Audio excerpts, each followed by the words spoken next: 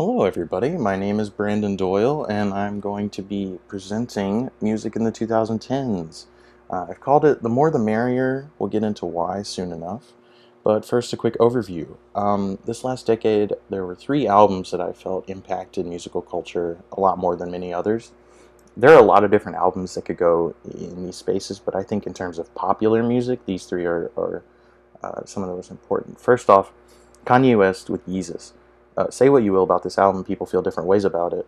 I think it's more important to talk about the cultural significance it had on the idea of fame and celebrity. Because before this, Kanye was popular, but around this era and this time period where Yeezus came out, he became this sort of larger than life figure. And I think a lot of people put him on this pedestal.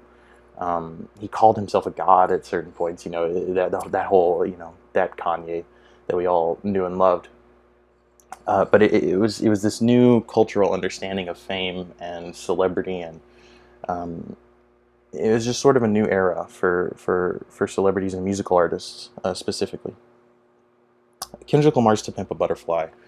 You don't need some dorky white kid telling you why this album is important. You probably already know, but it's incredibly important. It's not only one of the most important albums of the decade, but one of the most important albums of all time. It deals with a lot of racial and class issues, and it's crucial. It's imperative to listen to it if you haven't. I don't know how you could have not at this point. Frank Ocean's "Blonde."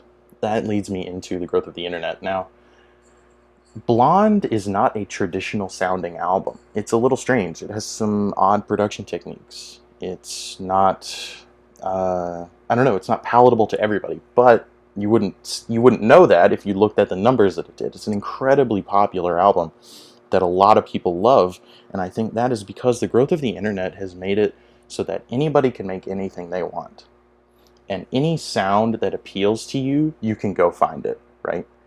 Anybody can make anything, and more music is never a bad thing. It's always good. uh, these days, with how big the internet has gotten and how music has spread itself among the culture, uh, every culture can be seen.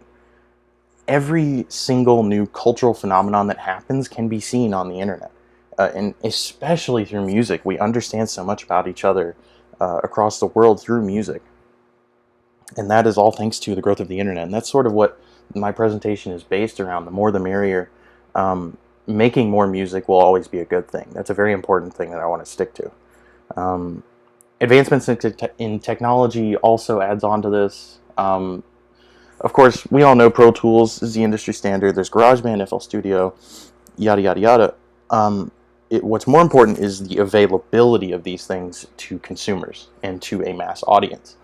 The more people that have access to these things and to the free music producing technologies that you can find online, the more ideas that are spread out there. And like I said, more music is always a good thing. More people making music based on more vague ideas will always be a good thing.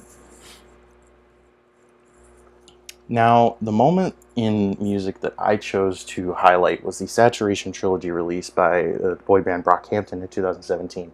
I know at this point it's pretty cliche for a college kid to talk about how much they love Brockhampton, but I do think they represent one of the most important ideas of this new decade, and it is the idea, like I've been going over, anybody can make anything they want, and it will find an audience, right? These are just a bunch of guys living in a house in California. They started putting out albums. A whole lot of people listened to them, and now we have Sugar. So that's that.